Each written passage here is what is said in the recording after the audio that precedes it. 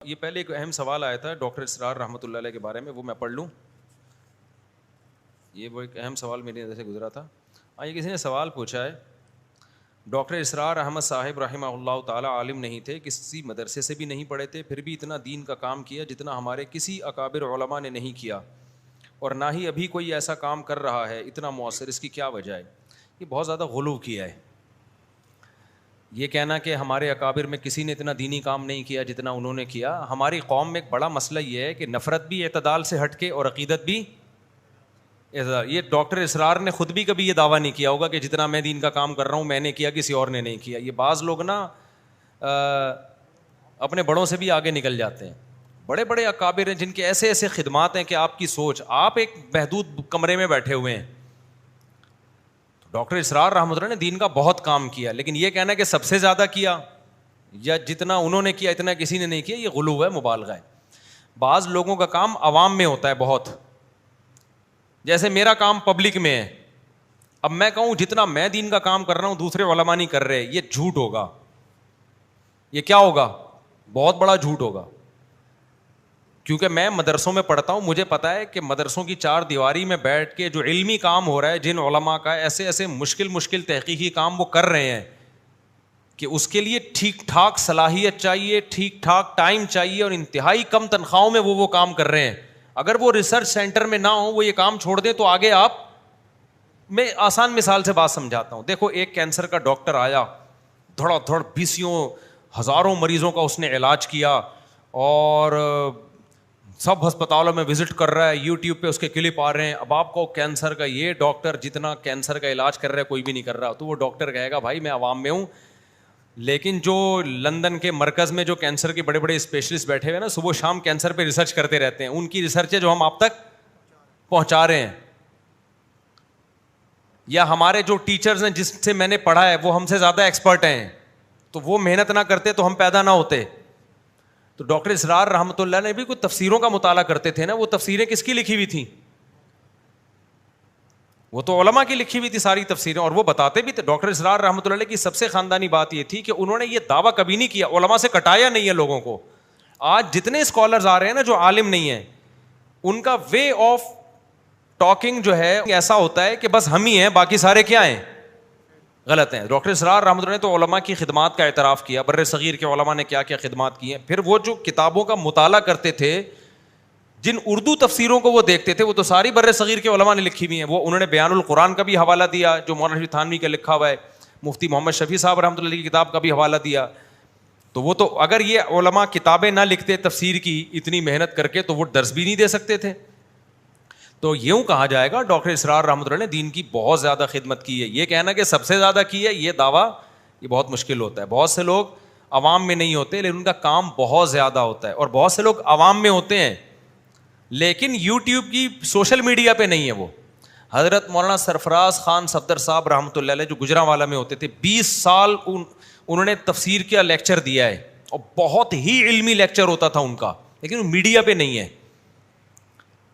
اور 20 دفعہ انہوں نے پورا قرآن تفسیر کے ساتھ ختم کروایا، اور وہ ایسا ان کا لیکچر ہوتا تھا کہ ایک ایک جب حضرت مولانا سرفراز خان صفدر صاحب رحمۃ اللہ کی اگر آپ کتاب پڑھیں گے نا تحقیقی، کوئی بھی جب کسی مسئلے پہ تحقیق کرتے ہیں تو ایک صفحہ لکھنے میں انسان فیصلہ کرتا ہے کہ ان کو کم از کم 2-3 مہینے لگے ہوں گے.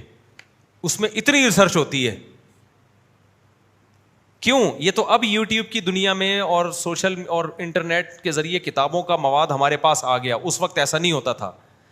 ان کو جب کوئی حوالہ دیا نا کتاب، پتہ چلا یہ کتاب ترکی کے فلاں مکتبے میں ہے، بندے کو بھیجا جہاز کا ٹکٹ کرا کے، ترکی کے فلاں مکتبے میں لائبریری میں جا، یہ کتاب کھول پڑھ یہ ہے یا نہیں ہے، اور صفحہ نمبر مجھے بتاؤ فون پہ. اس طرح ان کے ایک ایک صفحے پر درجنوں کتابوں کے حوالے ہوتے تھے، اور ہر حوالے میں یہ کام کرتے تھے. وہ ایک صفحہ لکھنے میں کتنی محنت ہوئی ہوگی. آج ہم ان کی تحقیق سے فائدہ اٹھاتے ہیں، کتاب دھڑ دھڑ دھڑ دھڑ ہم کھول کے کیا کر رہے ہیں؟ دیکھ رہے ہیں. تو اب میں اگر مولانا سرفراز خان صفدر صاحب کی کتاب پڑھوں اور میں یہاں رپورٹ پیش کر دوں اور اپنے نام سے تحقیق پیش کر دوں، آج کل یہ خیانتیں بھی بہت ہو رہی ہیں. تحقیق کسی کی ہوتی ہے، نام کوئی اور. اب میں پیش کر دوں، لوگ کہیں گے مولانا طارق مسعود صاحب سے اللہ نے جو کام لیا ہے نا وہ کسی سے نہیں لیا، وہ سرفراز خان صفدر صاحب رحمۃ اللہ علیہ سے نہیں لیا.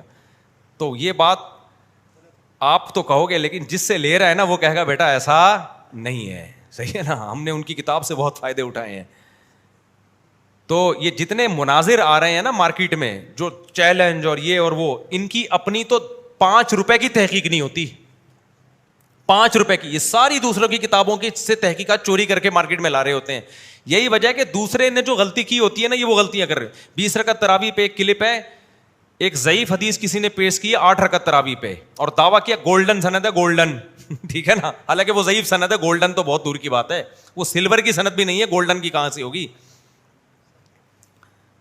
تو وہ پتہ ہے کیا ہے, وہ جس نے 8 رکعت تراویح پہ کتاب لکھی ہے نا, میں نام نہیں لوں گا جس کی کتاب, اور وہ پھر مسئلے کھڑے ہوتے ہیں, کوئی فائدہ نہیں ہے, نفرتیں پھیلتی ہیں. لیکن میں تو ایک مثال دے رہا ہوں. کہا 8 رکعت تراویح پہ گولڈن سند, وہ اپنی تحقیق نہیں ہے, وہ جس بیچارے نے لکھی تھی 8 رکعت تراویح پہ, اس کو غلطی ہو گئی تھی گولڈن سند کہنے میں, اس نے گولڈن لکھ دی, یوٹیوب پہ کہنے والے نے بھی گولڈن کہہ کے پارسل کر دی. تو یہ آج کل کے اسکالرس کی تحقیقات ہیں. سمجھتے ہو کہ نہیں, وہ گولڈن چلا رہا ہے, حالانکہ نا وہ ضعیف سند ہے, مضطرب ہے, اس کو بڑے بڑے محدثین نے ضعیف قرار دیا. اچھا, میں نے چونکہ 8 رکعت تراویح پہ ان لوگوں کی کتابیں پڑھی ہیں نا, تو میں پھر وہ سمجھ جاتا ہوں یہ گڑبڑ کر رہے ہیں یہاں پہ. تو جس نے 8 رکعت تراویح پہ کتاب لکھی, اس نے ایک اور دعویٰ کیا کہ بالاتفاق یہ حدیث صحیح ہے. تو جس نے یوٹیوب پہ کلپ بنا کے ڈالا, اس نے کہا بالاتفاق یہ حدیث کیا ہے. ابے یار پھینکنے کی حد ہوتی ہے یار. لیکن لوگ کہیں گے اس کی تحقیق دیکھو یار, خاندانی. حالانکہ تحقیق کس کی ہے, جس کی ہے اس بیچارے کا تو نام بھی کوئی نہیں جانتا. تو یہ فیصلہ عوام کے لیے کہ کون دین کی خدمت زیادہ کر رہا ہے, کون کم کر رہا ہے, یہ آسان کام نہیں ہے. اس میں خاموشی اختیار کیا کرو. یہ کہو فلاں سے اللہ نے دین کی بہت خدمت لی ہے, بس. اس سے آگے بڑھ کے دوسروں کی نفی کرنا شروع کر دینا, فلاں سے نہیں لے رہا, فلاں سے نہیں لے رہا, یہ نیگیٹیوٹی ہے, اس سے نفرتیں پھیلتی ہیں. اور ڈاکٹر اسرار رحمۃ اللہ علیہ کی تو پازیٹیو بات ہی یہی تھی کہ وہ علماء کا حوالہ بھی دیتے تھے.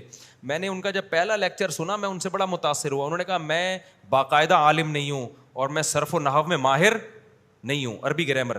میں نے کہا یار ان کے 1 نمبر ہونے کی سب سے بڑی دلیل یہ ہے کہ پہلے لیکچر میں انہوں نے کہہ دیا کہ میں اپنی نفی کر دی کہ مجھے عربی گرامر میں زیادہ مہارت نہیں ہے, اور بتا دیا کہ میں تفسیروں کا حوالہ پیش کرتا ہوں. لیکن ان کا وے آف, پھر وہ اتنے مشہور کیوں ہو گئے, سوال پیدا ہوتا ہے نا, کہ جب وہ تو دوسری کتابوں سے تحقیق کر کے پیش کر رہے تھے. 2 وجہ سے. ایک تو اس لیے ہو گئے کہ ان کا بولنے کا انداز بڑا جاندار تھا. نمبر 2, ان کے پاس دنیا کی نالج بھی بہت تھی. آسانی ہوتی ہے, جس کے پاس دنیا کی نالج ہوتی ہے نا, قرآن کی آیتیں پھر وہ زمانے پر فٹ کرتا ہے. تو تفسیریں تو وہ علماء ہی کی پڑھتے تھے جنہوں نے محنتیں کر کر کے تفسیریں لکھی ہیں. اور تیسرا اخلاص بھی, بہت ساری چیزیں. اور چوتھی اللہ کی مدد بھی ہوتی ہے بعض دفعہ. تو لیکن انہوں نے کبھی دوسروں کی نفی نہیں کی, بلکہ احترام کرتے تھے. تو ان کے جو شاگرد ہیں ان کو بھی چاہیے کہ اس طرح کا جملہ نہ کہا کریں. بڑے بڑے علماء ان سے بڑے پڑے ہوئے ہیں, جنہوں نے ان سے 20 کو نہ زیادہ کام کیا ہے. تو کام علماء کے سامنے ہے, عوام کے سامنے نہیں ہے. علماء جب ان کی کتابیں پڑھتے ہیں تو کہتے ہیں یار یہ بڑا بہت کام ہے, تبھی وہ علماء بھی ہیں. وہ نہ ہوتے تو علماء بھی ہم بھی, اگر یہ بڑے بڑے علاموں نے کتابیں نہ لکھی ہوتی تو میرا ایک ایسا چینل ہوتا کہ میں اپنا ایک فرقہ بنا کے بیٹھا ہوتا. کیونکہ میں نے علماء کی کتابیں پڑھی ہیں, ہر ایک کے دلائل پڑھے ہیں, تو مجھے پتا ہے بھائی یہ ایسا نہیں ہے کہ آپ کے علاوہ بھی بڑے بڑے فنٹر دنیا میں پڑے ہوئے ہیں, تو آپ ان کی طرف لوگوں کو لے کر آؤ. چھپکلی کو مارنے سے پہلے 3 مرتبہ پوچھنے کی کیا حقیقت ہے؟ پوچھنے کی کچھ نہیں ہے, کوئی حقیقت نہیں. چھپکلی مار دو بھائی, پوچھنے کے دوران تو چھپکلی بھاگ جائے گی. دانت گھسوانا جائز ہے.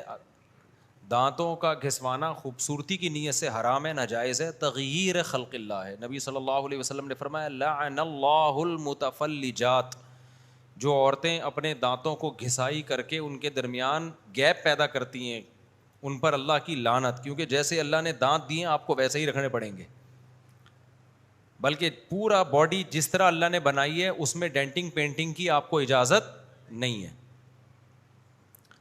جو اللہ نے بنا دی. ہاں, اسی منہ کو آپ صابن سے دھو سکتے ہو, پھر بھی نور نہ آئے سرف سے دھو لو, پھر بھی نور نہ آئے ڈیٹول سے دھو لو, پھر بھی نور نہ آئے تیزاب سے دھو لو. اس کے علاوہ ایسا نہیں کر سکتے کہ اسکن ہی چینج کروا لو آپ اپنی. آپ کی ناک اچھی نہیں لگ رہی, موٹی ناک ہے, برداشت کرو. پتلی ناک ہے, کوئی موٹی ناک کا ہے, کوئی پتلی ناک کا. ہاں, اتنا عیب اگر جسم میں پیدا ہو کسی کے, چاہے پیدائشی ہو یا بعد میں, جو جو عام طور پہ ہوتا نہیں ہے. جیسے بعض لوگوں کے دانت بالکل ہی ہونٹوں سے باہر آئے ہوئے ہوتے ہیں, تو ان میں ان کو آپریٹ کر کے یا کسی طریقے سے پیچھے لے جانا یہ جائز ہے, سمجھ رہے ہو. یا ایکسیڈنٹ میں آپ کی سیٹنگ قدرتی جو تھی وہ چینج ہو گئی, تو اس کو پلاسٹک سرجری کر کے یا آپریٹ کر کے پرانی کنڈیشن پہ لے آنا, یہ بھی کیا ہے, جائز ہے. تو اتنا تو جائز ہے. زینت کے لیے آپ نے ڈینٹنگ, جیسے آج کل لڑکیاں پلاسٹک سرجری کروا رہی ہیں اور ایکٹروں میں تو بہت ہے, یہ تو جائز نہیں ہے بھائی. یہ جیسا اللہ نے بنایا ویسے ہی رہو بس, اس میں آپ اللہ کی تخلیق میں تبدیلی نہیں کر سکتے. یہ زینت اتنی جائز ہے کہ ڈینٹنگ وہ ڈسٹیمپر کر لیا, پاؤڈر لگا لیا, لپسٹک لگا لی. اب یہ کہ لپس موٹے تھے آپ نے باریک کروا لیے, باریک تھے موٹے کروا لیے, یہ اللہ کی تخلیق میں کیا ہے, تغییر ہے, یہ حرام ہے, ناجائز ہے.